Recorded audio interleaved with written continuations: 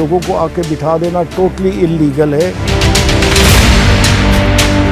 کشمیری اکثریت ہے اس کو اقلیت میں تبدیل کر دیا جائے گا۔ کیا ہم کشمیری یوں ہی ختم ہو جائیں گے غیر کشمیریوں کے نام پر؟ دیکھیے 5 اگست 2019 سے اب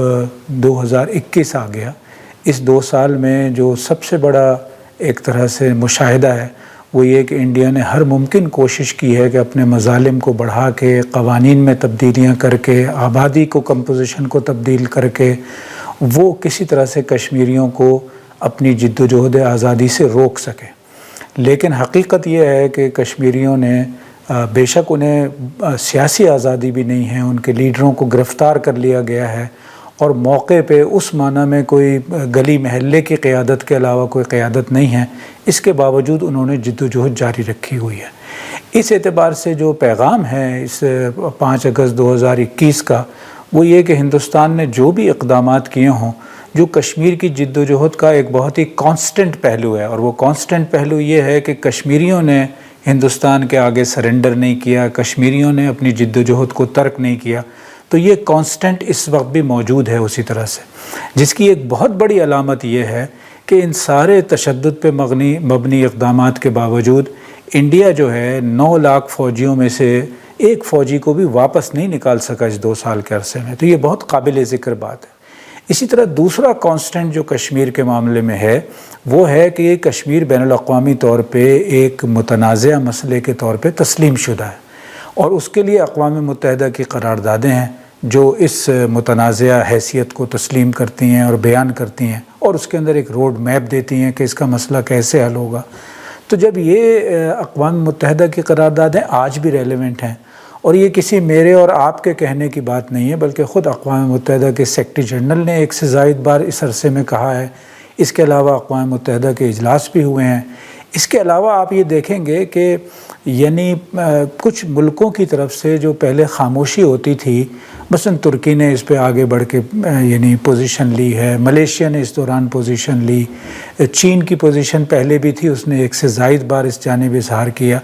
تو آذربائیجان جو ہے اس نے زیادہ کھل کر بات کی ہے۔ تو یہ بذات خود ایک علامت ہے کہ آہستہ آہستہ بے شک دنیا کے کیپٹلز میں آواز نہیں اٹھ رہی ابھی حکومتوں کی جانب سے، لیکن ہندوستان کا جو پبلک امیج ہے وہ متاثر ہو رہا ہے، اور اس کے نتیجے میں کچھ نہ کچھ حکومتیں جو ہیں وہ بھی آگے بڑھ رہی ہیں۔ تیسرا جو کانسٹنٹ ہے اس پوری کشمیر کی جد و جہد کے حوالے سے وہ یہ ہے کہ پاکستانی عوام پوری طرح سے اس جد و جہد کے ساتھ ہیں، اور وہ ہر موقع پہ اس کا اظہار کرتے ہیں۔ یہ ضرور ہے کہ بعض اوقات پاکستان کی حکومتوں کی جانب سے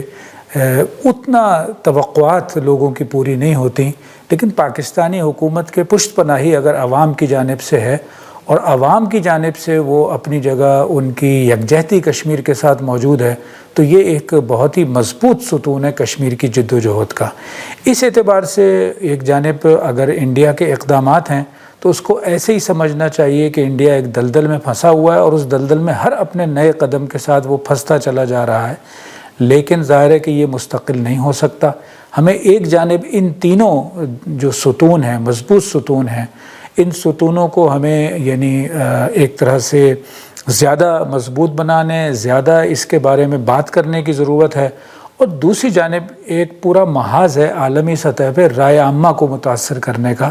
میں سمجھتا ہوں اس میں کشمیری ڈائسپورا نے بڑا کردار ادا کیا ہے، اور کشمیر کی جو یعنی مقبوضہ کشمیر میں ہونے والی جد و جہد جو ہے وہ اس کے لیے ایک بہت بڑی یعنی موٹیویشن کا کام کرتی ہے کہ ڈائسپورا موجود ہے، پاکستانی باہر موجود ہیں، یہ سب مل کے اگر متحرک رہیں اور ٹارگیٹڈ ایفرٹ کریں کہ عالمی سطح پہ رائے عامہ کو متاثر کیا جا سکے، تو یقیناً اس میں مواقع آئندہ بہتر ہوتے چلے جائیں گے۔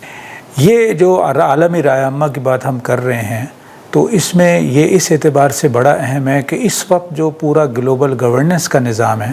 یہ اپنی جگہ بہت کمزور ہے،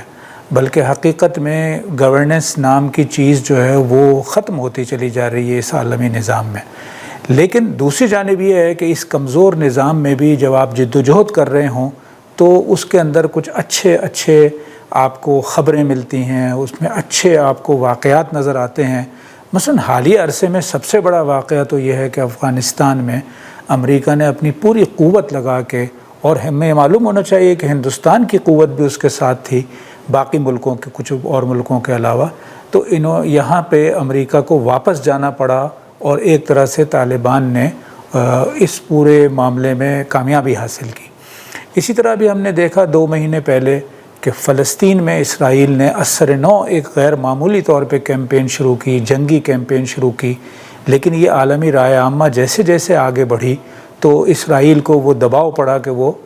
پیچھے اس سے ہٹنے پہ مجبور ہوا۔ یا ابھی آذربائیجان نے ایک فیصلہ کیا اور نکورنو کاراباخ کے بارے میں، اور وہاں اس نے ایک طرح سے کامیابی حاصل کی۔ تو یہ واقعات ہیں، یہ بتا رہے ہیں کہ اس وقت کے کمزور گلوبل گورننس میں کس کس طرح سے آپریٹ کرنے کی ضرورت ہے، اور یہ کشمیر کے سارے ہمدردوں کے لیے، کشمیر کی جد و جہد میں شریک لوگوں کے لیے